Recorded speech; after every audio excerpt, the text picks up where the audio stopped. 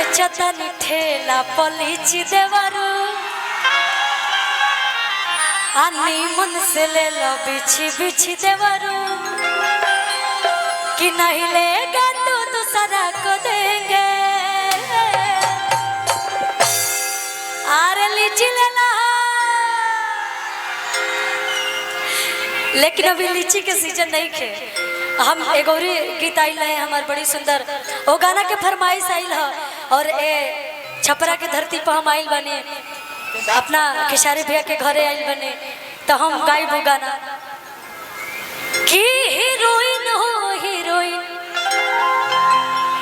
तो हर कोमर लगे कोई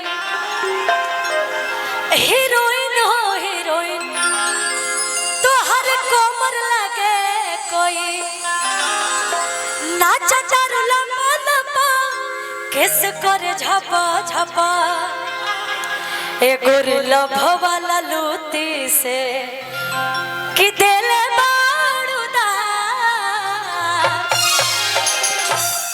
अच्छा राउर बियाह हो गइल बा नहीं के भइल आ राउर रौरो नहीं के भइल चली ठीक बात तब हमार भाई लोग ऐसे ही लोग के इंतजार करत रहे कि छेड़ा छेड़ा हारमोने एकरा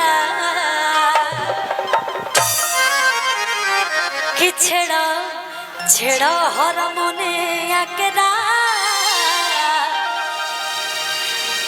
लागल बा कमरिया में सही कहत नहीं आई भैया कि हीरोइन हो हीरोइन तो हर हर लगे हीरोइन हो हीरोइन तो हर हर लगे नाचा चारू किस करे झपा झपा नाचा चारू किस करे झपा झपा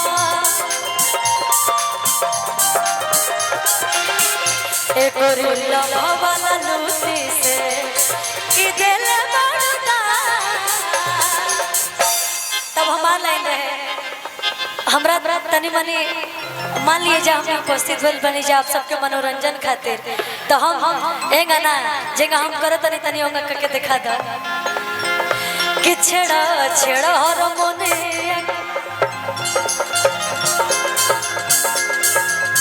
कि छेड़ा छेड़ा हारमोने एकरा लागल बा कमरिया छेड़ा छेड़ा हारमोने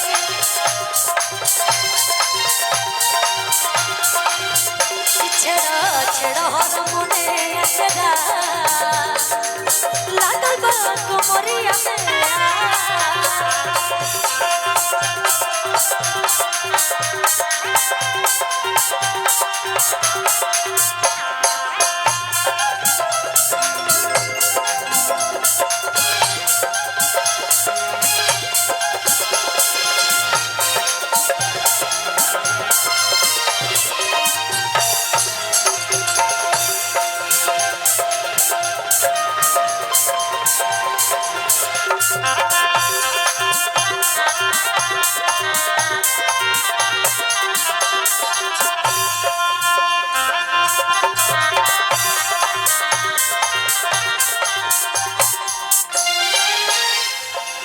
लइकिया कहलस आ जाइल बानी लोगन छपरा के धरती पर तो मान ले इहे लोग कहतरी रउआ से का होई रुपया का होई छूट सोना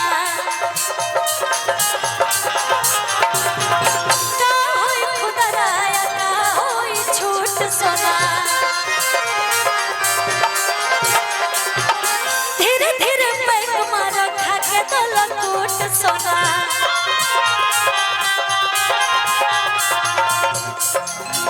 ए गोरिल्ला भवाला लूटी से ये दिले बारूदा।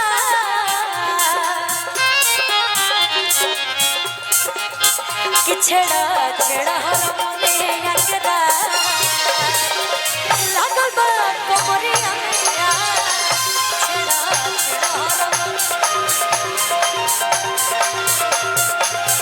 छेड़ा छेड़ा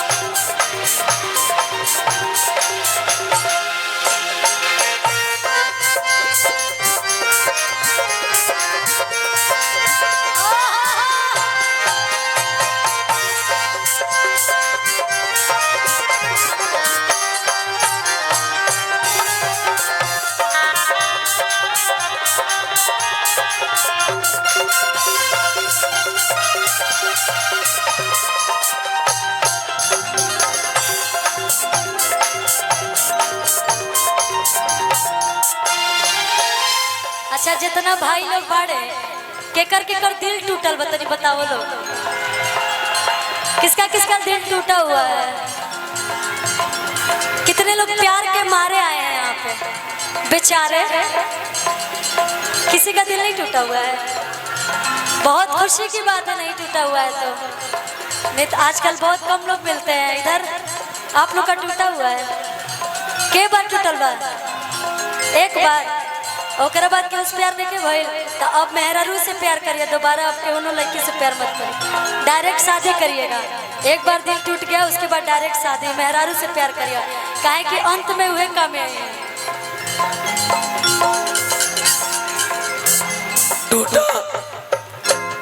टूटा हो दिल तो दुख होता है, करके मोहब्बत किसी से ये दिल रोता है। दर्द का एहसास तो तब होता है जब किसी से मोहब्बत हो और उसके दिल में कोई और होता है। एकदम सही बात बोल रहे हैं। तो मैं भी एक बात बोल दूं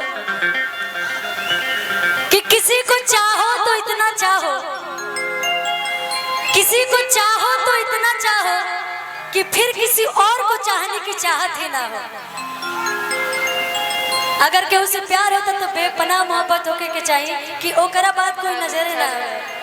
ओकरा बाद दिल टूटला के बाद तो भाई अब कोनो ऑप्शन ही रखे तो नजर डाला ही के न पड़ी।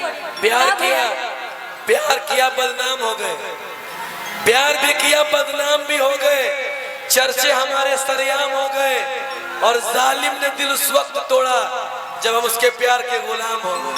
यही तो हम एक लाइन बोलो कि जो तुम्हें चाहे उसको सताना अच्छी बात है, अच्छी बात है। जो तुम्हें चाहे उसको सताना अच्छी बात है, अच्छी बात है, अच्छी बात है, अच्छी बात है। चले दी यही पबा निगाहें मिला के, निगाह